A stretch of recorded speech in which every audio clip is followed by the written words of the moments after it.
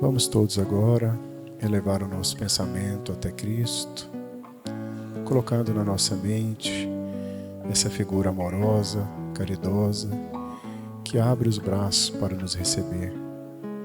Mestre Jesus, que o Teu amor possa nos envolver, afastando de nós toda inquietação, toda enfermidade, tudo aquilo que tira o nosso equilíbrio, permitindo assim que estejamos mais confiantes, que tenhamos mais fé, que caminhamos, Mestre Jesus, com a Tua luz a nos iluminar, e que a Tua vontade seja feita na nossa vida agora e sempre. Boa noite. Alguém pensou em cochilar? Então nada de desdobramento, porque nossa viagem vai ser pontualizada pela nossa reflexão. Hoje é a primeira palestra que eu faço, né? E eu não poderia, depois do desenlace do Fábio, e eu não poderia rememorar a nossa relação. Eu conheci o Fábio em 2007, na época eu era diretor de comunicação social da Federação Espírita, e nós fizemos um evento em Anápolis, e ele era uma pessoa que buscava muita comunicação social.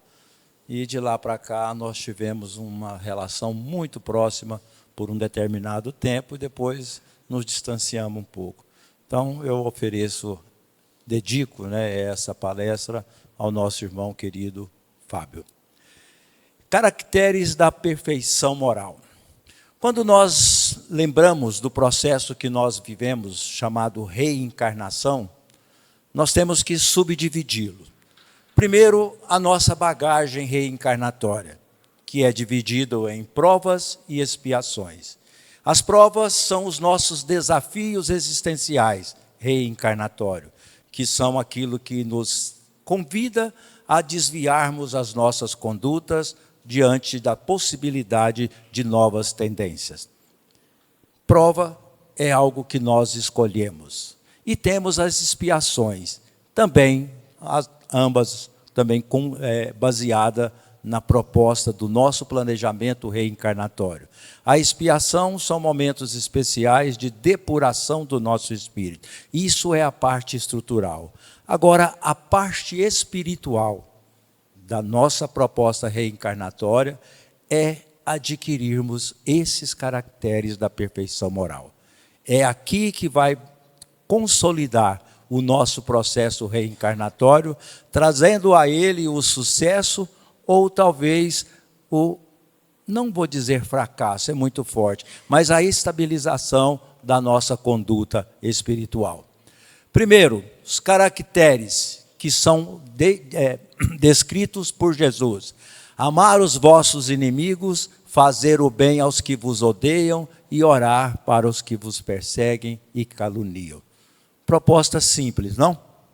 Alguém tem alguma dificuldade em amar os vossos inimigos? Não, né?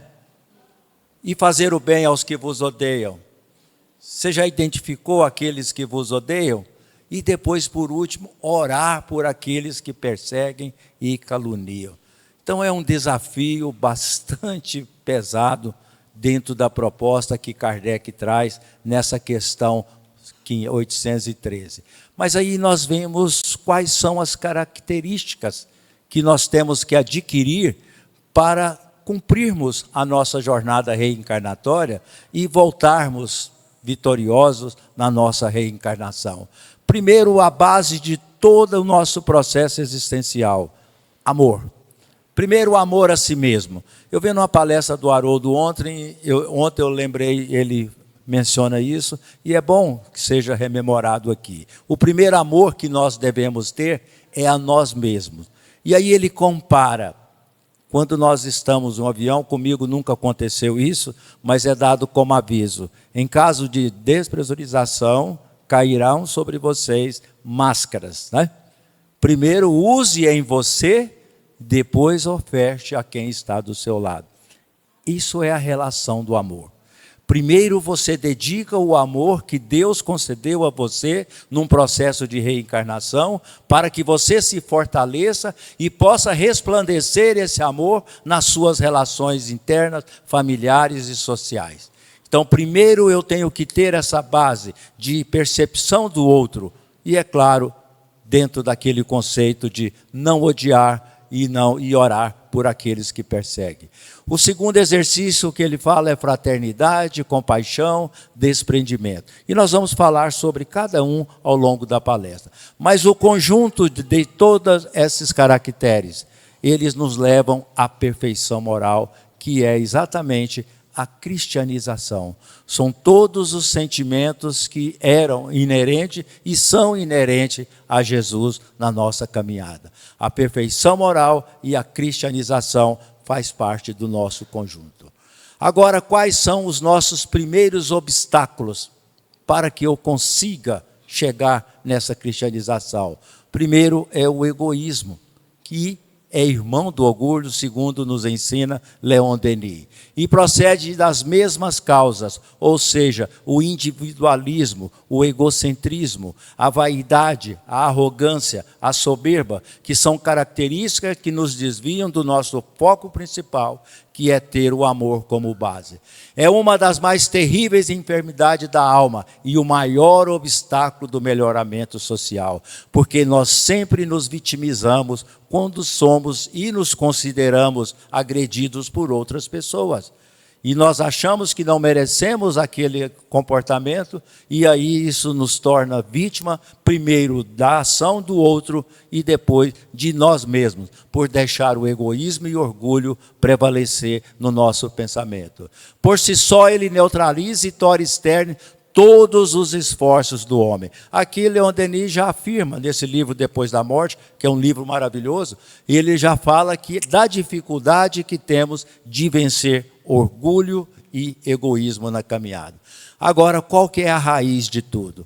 É o egoísmo, é a chaga da humanidade, e ele tem que desaparecer da terra. Agora, como que nós vamos fazer com o egoísmo desapareça nas outras pessoas? É ofertando a ela aquilo que nós temos de melhor. É exemplificando que quando nós nos doamos nas relações que nós estabelecemos um crescimento pessoal e, com certeza, nos apropriaremos do equilíbrio na relação. O Espiritismo está reservado à tarefa de ascender na hierarquia dos mundos, porque o Espiritismo é uma doutrina da consciência, da introspecção, da interação de primeiro você com você mesmo, de ter nos momentos seus de introspecção a autoanálise, a autorreforma e um caminho diferente na caminhada. O egoísmo, pois, então, é o alvo para que todos os verdadeiros crentes devem apontar suas armas e dirigir sua força. Então, essa é a recomendação de Kardec. Para adquirirmos, primeiro, os nossos caracteres da perfeição, nós vamos trazer, então, essa atitude. E aí o egoísmo traz mais um atraso na humanidade, pois ele condiciona as pessoas a se tornarem frágeis nas suas decisões. Porque nós nos acomodamos naquilo que fazemos. Nós só fazemos o que gostamos. E o que nós gostamos, nós já trazemos da vida passada. Então não tem evolução se eu continuo fazendo e procedendo com as mesmas coisas. E nós só nos dispomos a fazer aquilo que nós sabemos. Não queremos vencer desafios, adquirir novos conhecimentos, novas experiências e traçar novos caminhos. E por último, ele afirma também no livro que nós fazemos somente o que nós estamos acostumados. Zona de conforto. E assim nós passamos ao largo da vida e não conseguimos evoluir. Eu vou fazer uma metáfora dessas características, desses caracteres da perfeição moral, comparando a um prédio de 7 andares. Porque, como diz o texto, a perfeição moral é uma busca em vida. E ela mora no último andar de um edifício de 7 andares, sem elevador. Ou seja, nos convida ao exercício do esforço físico, da conquista individual, da conquista pessoal, de como alcançar. Então eu vou ter que andar. Não tem como eu pular as minhas etapas do primeiro para o terceiro ou para o quarto. Eu vou ter que ir caminhando ao longo da minha encarnação, me construindo, me refazendo e buscando o sentimento. E aí no livro diz que no primeiro andar está a fraternidade, que é o primeiro sentimento de olhar à sua volta e ter percepção do outro. Em olhar à sua volta e sair do orgulho, da vaidade, da soberba, e perceber que você pode ter uma interação na vida de outras pessoas, ofertando talvez aquilo que ela precisa, o que necessita, ou ofertando também um pouco de si mesmo. Jamais seremos felizes sozinhos, porque o sofrimento do outro, por mais que eu não tenha uma relação pessoal, familiar, nos incomoda.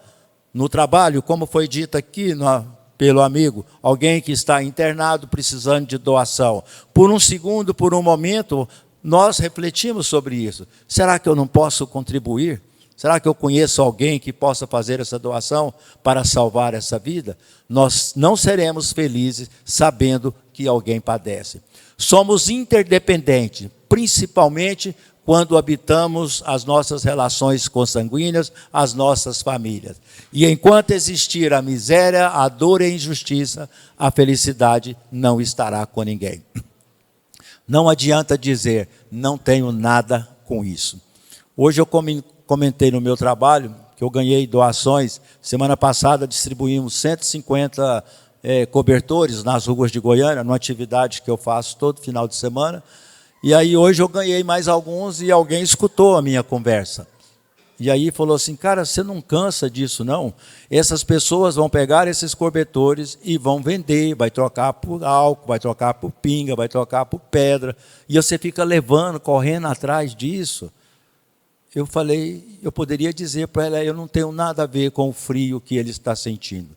Mas nós nos incomodamos, porque nós temos uma centelha divina dentro de nós que pulsa mais alto do que a minha indiferença com eles. Porque o contrário do amor, quando não existe uma relação pessoal de sentimento, é a indiferença. É eu dizer que não tenho nada a ver com isso. Que passem frio porque foi a opção deles de ir para a rua.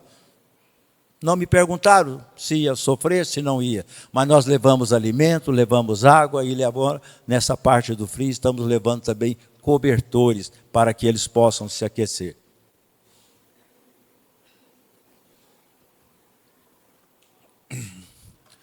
Quando agimos com fraternidade, nós sentimos a compaixão. O que é a compaixão?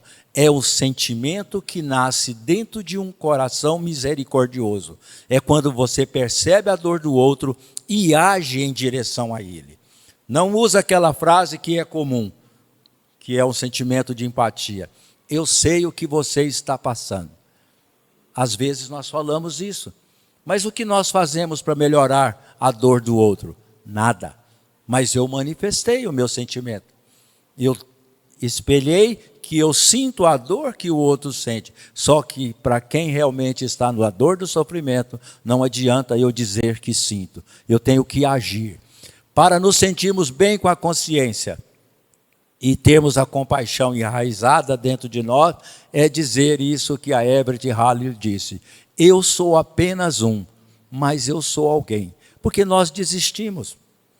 Eu estava quase desistindo do trabalho de rua, porque já tem mais de 20 anos que eu faço isso todos os sábados, porque só estava eu e a esposa. E eu estou cansado, já tenho a idade avançada para mexer com 15 quilos de arroz, 5 quilos de feijão, e mais as comidas que se fazem, manusear tudo isso, fazer essas embalagens, 200 marmitas, e desistindo, e de repente o plano espiritual, eu numa palestra, numa casa espírita, conversando, falando da dificuldade, e a casa assumiu o trabalho junto comigo. Hoje, cada sábado tem uma equipe de 8 pessoas, e o trabalho continuou, porque nós falamos isso aí, ó. Eu sou apenas um, mas eu sou alguém. Não posso fazer tudo, mas posso fazer alguma coisa. A soma da unidade formou-se o todo da caravana por amor, que sai às ruas todo sábado. Temos o dever de fazer tudo o que podemos. E com a ajuda de Deus, eu serei capaz de contribuir com a minha parcela, com a minha unidade espiritual, para a soma do bem que deve propagar nas ruas de Goiânia. Terceiro andar vem o desprendimento. Se eu não tiver desprendimento, não tenho compaixão e não tenho também a fraternidade. O desprendimento é eu me libertar do desejo ou do prazer de ter as posses. Buscar o desprendimento de forma ampla, não apenas do dinheiro, mas da posse de poder, de cargos das pessoas, das verdades absolutas. É não querer trazer para si e aglomerar em si aquilo que talvez não vai crescer em nada a minha vida. Mas nós queremos também ter pessoas sob a nossa gestão. Nós queremos mandar, nós queremos dar ordem, nós queremos determinar o que o outro faz, queremos poder. Tudo faz parte do convite que o mundo nos oferta no corpo das provas que nós viemos passar. De querer dominar, de querer subjugar o outro. E também ter opinião. Por que eu tenho que ter opinião formada sobre tudo? Nós já carregamos isso na doutrina, né?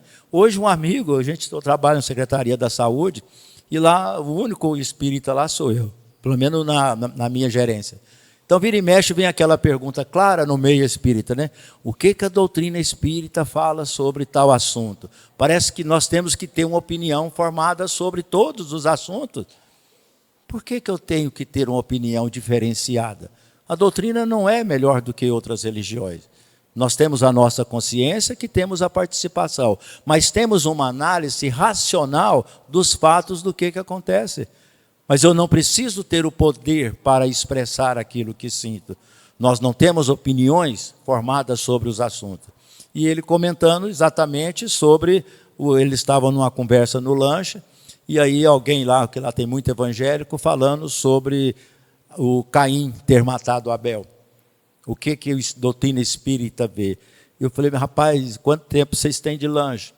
Falta 5 minutos. Eu falei, não vai dar tempo não, é muita história para contar. Não vou me perder em falar sobre isso. Mas se quiser sentar depois, a gente conversa. Vamos almoçar. E vamos falar a visão da doutrina espírita sobre essa mitologia, Adão e Eva, sobre esse assassinato, sobre a origem da humanidade. Mas aí acabou que não saiu almoço, não saiu nada. Mas nós temos que ficar alheio a ter que emitir opinião como sendo a última. Por que é só a minha que tem que prevalecer? Então, o desprendimento nos liberta de nós mesmos. Quarto andar é a verdade. Qual verdade e quantas verdades há no mundo? Eu me recordo, nos meus 10 anos de idade, eu frequentava a igreja presbiteriana da Rua 68, chamada Presbiteriana Central. Minha família era de lá. E, num determinado momento, eu criança, não sabia nada do que estava rolando nos meios das direções da igreja, e houve um processo, teve um culto de ação de graça, e o pastor fez uma leitura bíblica e fez uma interpretação do versículo. E eu tenho certeza que já havia dissensões dentro da igreja, porque alguém questionou no meio do povo, levantou a mão e disse, pastor, não concordo com essa abordagem. O senhor está desvirtuando o versículo. Jesus não... E começaram a ter uma interação ali meio acalorada. E outras pessoas ficaram a favor de quem estava interpelando e outras a favor do pastor. Resumindo a história, naquele dia nasceu a Igreja Presbiteriana Maranata, que fica ali no setor sul. Rachou por conta de verdade. Qual era a verdade de um, qual era a verdade do outro? O mesmo versículo, a mesma citação bíblica, mas houve uma dissidência dentro da interpretação. Porque as pessoas querem ter a sua verdade. Por que eu tenho que ter a minha verdade sobre a vida dos outros? Sobre o comportamento dos outros? Ficar julgando, analisando se está caminhando certo, está errado, se está perdendo tempo, se não está? Nós não temos que ter essa verdade. E aí essa frase eu gosto muito. Antigamente a gente sabia nada de tudo, porque não tínhamos acesso à informação. Agora, hoje, o atropelo das informações, nós sabemos quase tudo de nada. Porque é um universo de informações que nós nos perdemos. É tanta coisa que nos chega que você não sabe o que é que está acontecendo. Mas antigamente você via a notícia, chegava com 20, 30 dias ao nosso conhecimento. E aí a gente interagia com aquilo. Mas acabou-se tudo isso. E aí, por último, eu trouxe esse versículo que Jesus nos diz: conhecereis a verdade e ela vos libertará. A qual verdade Jesus se refere? A sua verdade existencial. É aquilo que preenche o seu ser. É a palavra que ele coloca como o pão da vida. É a luz que ele coloca, que é a luz da eternidade. Eu sou o caminho, a verdade e a vida. É essa verdade que pontua a nossa caminhada. Portanto, no quarto andar, nós vamos conhecer a verdade. O quinto andar é o perdão.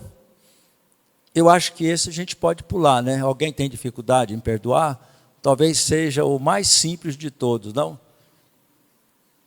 Pode pular? Torna-se infeliz quem não sabe perdoar. Olha o que afirma o livro. Como ser feliz carregando mágoa. Dias atrás eu vi um palestrante, também espírita, ele diz: quando você traz para dentro de si uma mágoa, um ressentimento de alguém que lhe fez algo, o que você faz com você primeiro? Você reserva um quarto dentro do seu ser para aquela pessoa morar. Você se aluga. Porque quando você vê aquela pessoa que te magoou, que te causou algo, qual que é a sensação que nós temos? De ressentimento de algo que aconteceu há 5, 10, 15, 20 anos atrás. Eu ressinto a mesma raiva, a mesma ira e reacendo a mágoa. Não tem jeito de ser feliz carregando mágoa. Mas é fácil eliminar? Não, claro que não. Mas não dê o valor que ela não tem. Desvalorize a mágoa se colocando acima do ato. Lembra das frases de Jesus, de Estevão, de Joana de Cusa? De Jesus: Pai, perdoa-lhes, eles não sabem o que fazem. Agem pela ignorância, me crucificaram, mas eu estou aqui. Estevão, diante do apedrejamento, o que ele diz? Não lhes impute esse pecado. Joana de Cusa, que ia ser queimada junto com o filho, e o carrasco lhe provocando, dizendo: o seu mestre só te ensinou a morrer? Ela: não, o meu mestre me ensinou a te amar e a te perdoar. E o cara ateou fogo nela. E ela não carregou essa mágoa. É duro isso, por quê? Olha o que diz lá no último parágrafo. Porque nós só podemos praticar o perdão quando somos ofendidos, traídos, humilhados, prejudicados ou maltratados. É muito dor e sofrimento. São muitas características, ações que nos agridem para que eu não carregue a mágoa. Mas é um exercício da reencarnação. Mas caso eu não consiga retirar essa mágoa de dentro de mim, não deixe que essa mágoa crie em você uma ira descontrolada, que projeta para a vida daquele que o magoou alguma ação que vai prejudicar a sua vida. Talvez a gente tenha até uma torcida para a pessoa não se dar bem, se tiver no shopping escorregar e cair para todo mundo ver, alguma coisa assim. Mas a gente fala: eu perdoo você, mas você vai achar um poste na sua vida um dia, e aí, mas de mim está tudo, né? Não está. Por mim está liberado, mas a vida vai te punir. Não é assim que nós fazemos? Mas por mim está tudo bem. Falsidade, carregada de um perdão que não existe. Então, não carregue mágoa e tente eliminar de você tudo isso. No sexto andar, nós temos aquilo que nós chamamos da fé. O que é a fé? A fé nos torna felizes. Por quê? Porque elas fazem uma projeção daquilo que nós não temos e que nós possibilitamos conquistar. A fé me projeta algo que talvez para mim seja impossível de ter, mas ela me faz grande, porque eu vislumbro eu conquistando aquilo que eu não tenho no momento. Ela nos conduz ao equilíbrio nos momentos de dor e de solidão, porque quando nós temos a fé, qual que é o primeiro ato que nós fazemos quando estamos no exercício da fé? Nós oramos. E quando eu oro, o que eu faço? Eu saio de mim mesmo, me coloco diante de Deus e digo a Ele sinceridade. Ele já entende todo esse processo. Senhor, estou no meu limite. Agora só eu não consigo sair de onde eu cheguei. Preciso de ajuda, preciso de amparo, preciso de orientação. Quem que vai nos atender? É Deus pontualmente? Não. Mas os espíritos que nos assistem, nossos guias espirituais, os nossos mestres, os nossos anjos, eles vão nos atender, porque eles vão facilitar que algo de bom aconteça na nossa vida e que nos fortaleça e que nos traga a resolutividade para aquilo que está nos atrapalhando. Não impede o sofrimento, a fé, mas ela me dá força para suportá-lo. Como diria Chico, tudo passa. E passa mesmo. Estou nos altos dos meus 71 anos de idade, hoje é que dia? 10? Daqui 14 dias eu completo 72 anos. Já sou bisavô, carrego algumas comorbidades, umas mais agressivas, outros menos, mas estou aí de parceria com a leucemia, diabetes, e nós estamos caminhando. De braço dado não, porque se eu segurar ela não vai embora. Então eu não fico de braço dado, mas fico parceiro, não desejo que ela suma. Está aqui de boa. E vamos vivendo com alegria, porque ela não vai me trazer tristeza. Porque eu tenho fé que tudo que me for possível conquistar, eu vou conquistar. Não esmoreço. Por mais que as pessoas talvez tentem diminuir o meu entusiasmo em fazer as coisas, mas tem hora que você parece que você é exagerado com o seu entusiasmo. Você tem que parar, você tem que diminuir, você tem que curtir, você tem que aposentar. Eu falei, o que eu vou fazer em casa? Carregando essas comorbidades, minha cabeça vai me enterrar. Eu tenho que trabalhar. E trabalho numa área de tecnologia com bastante atividade, para que eu pense e tenha cuidado o tempo inteiro. Porque entregar-se é simplesmente eu abdicar da fé que tenho, que a força que me move em direção ao bem é maior do que o mal que me visita, tentando diminuir a minha jornada. A fé é a ponte a ligar solos seguros sobre o abismo da existência. A fé realmente me faz ultrapassar os limites daquilo que eu acho que é impossível. Eu acredito e nós vamos fazer. Nós temos determinação e vamos caminhando. Mas os resultados são só negativos. De quem que eu me recordo? Thomas Edison. No dia que ele conseguiu fazer uma lâmpada incandescente acender, foi na 1258, na tentativa 1258. Uma repórter muito atrevida chega para ele e pergunta, o senhor não se sente vergonha, não se sente frustrado por ter falhado 1257 vezes em inventar a lâmpada incandescente? Ele falou, minha filha, eu não falhei 1257, eu adquiri experiências 1257 vezes e aprendi como não fazer até chegar em fazer. É o que nós devemos fazer da vida. Nós vamos ter só sucesso, só vitória? Claro que não. Mas aquilo que nós denominamos equivocadamente de fracasso é o degrau para que eu faça novamente e continue a crescer. Não existe fracasso, existe resultado que não me satisfaz, mas ele não me faz desistir. Aí eu procuro outro caminho. Cheguei aonde eu não queria, então volto e vou começar de novo. Existem várias possibilidades. A minha área de atuação, minha formação é na área de análise de sistemas. Sou analista de sistema durante muitos anos. E eu me lembro, quando eu era gerente na área, a gente passava alguns algoritmos para os programadores, dizendo a ele qual é o resultado que eu queria daquele programa. E aí 4, 5 programadores chegavam ao resultado que era apontado. Mas você ia olhar os caminhos trilhados, cada um era um trabalho diferente. Então por que eu vou falar que tem fracasso? Existem caminhos ainda não descobertos, pela minha limitação. Então capacite, em especial, no processo de reencarnação. E a última frase, pior do que sofrer é sofrer por falta de fé. É dizer, não dá mais, acabou tudo, a minha vida vai ter que ser assim, eu não valho nada, eu sou um fracasso. Sofrer por isso é ruim.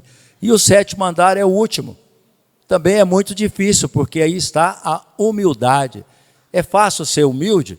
Todo mundo fala que é, mas não é. Não é. Humildade é um exercício que poucos conseguem. que é não atribuir a si valor que o considere superior ao outro. A humildade não é ser simplório, é ter consciência de que ainda temos muito para aprender com o pouco que sabemos e que alguns consideram muito. Mas eu tenho que caminhar. Porque olha o que ele fala lá. Sem a humildade, fraternidade é egoísmo, compaixão é arrogante. É tipo as pessoas falam, eu vou te ajudar porque você é um incapaz. Você não dá conta de resolver nada na sua vida, então eu vou te ajudar. Desprendimento é vaidade. Eu te dou isso, eu te presentei com isso porque me sobra muito. Eu fui agraciado por Deus e eu posso doar a você o que eu puder, o que eu quiser. Verdade é prepotente, perdão é humilhação. Eu te perdoo porque você não tem valor nenhum. E eu não vou carregar isso, essa ofensa de alguém que não tem nenhum significado na vida. E a fé vira fanatismo. E aí, então, cadê os caracteres da perfeição moral que eu disse no começo que estava no último andar? Jesus exemplifica a humildade transferindo aos doentes a razão da cura. Lembra dessa frase? Quando alguém agradecia por algo que buscou a ele, o que Jesus dizia a ele? A tua fé te curou. Eu não curei. Que as pessoas se aproximavam dele e obtinham aquilo que procuravam, no exercício da fé de aproximar-se ou até de tocá-lo. Mas ele se qualificou como sendo o instrumento. No livro que eu li, Jamiro dos Santos Filho faz essa pergunta: qual você considera o maior milagre de Jesus? E eu pesquisando em todos os milagres bíblicos, né, que por muito tempo eu militei no meio evangélico, conheço bem a Bíblia, e não consegui dar valor diferenciado aos milagres. Mas ele tem uma resposta maravilhosa. Ele diz que o maior milagre que Jesus concedeu para a humanidade foi não ter feito nenhum milagre após a sua prisão. Ele adentrou Jerusalém no domingo retrasado. Ele e Judas eram os únicos que sabiam dos acontecimentos daquela semana. Mas ele adentrou sabendo do que ia acontecer e não fez nada para mudar. O que é isso? Humildade e resignação a Deus. Estamos no último andar. Onde está a perfeição? A perfeição moral está contida no Sermão da Montanha e sempre esteve à nossa disposição. Bem-aventurados mansos e pacíficos, fraternidade. É aqueles que não agridem, é aqueles que não se iram, são aqueles que ajudam e que se dispõem a ajudar o próximo. Os puros de coração, que têm a compaixão como aquilo que rege a sua vida. Os misericordiosos, é o desprendimento. Tem misericórdia do outro e age em direção a ela, ofertando algo que o conforte ou algo que o assista. Os que têm fome e sede de justiça, que buscam a verdade. Os que choram, que aqueles que têm perdão, porque o sentimento toca no fundo do espírito e projeta para fora a humildade natural. Os pacíficos, que são a fé, e os pobres de espírito, não de pobreza, mas de humildade. Então esses são os caracteres, que são exatamente o objetivo macro para o espírito durante o nosso processo de reencarnação. Desejo a vocês, ao longo desse tempo, estamos passando aí o meio do ano, introspectar, não só isso que vimos aqui hoje, mas procurar estudar um pouco sobre esse sentimento e exercitar pelo menos um no mês. Esse mês eu vou exercitar a fraternidade, mês de junho, mês de julho eu vou exercitar a misericórdia. Comece a praticar, porque foi para isso que nós aqui voltamos. Evolução espiritual, não apenas vencer as provas e quitar as expiações. Isso faz parte do nosso pacote reencarnatório. Agora, desenvolver espiritualmente é conseguir a perfeição moral ao longo da caminhada. Uma boa noite a todos e muito obrigado.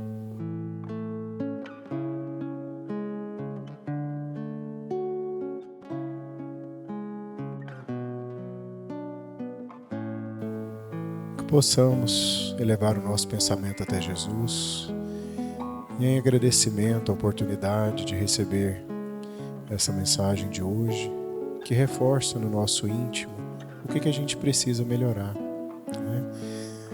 Nós e Jesus conhecem a nossa intimidade lá no fundo do coração, o que a gente passa, os nossos sofrimentos, as nossas angústias, mas também as nossas alegrias. Mestre Jesus, que a Tua luz possa nos envolver, curando a nossa matéria, curando a nossa alma, aquecendo o nosso coração para os Seus ensinamentos, permitindo assim caminhar mais livres, com mais fé, nunca esquecendo de amar ao próximo, e que Sua vontade seja feita na nossa vida agora e sempre.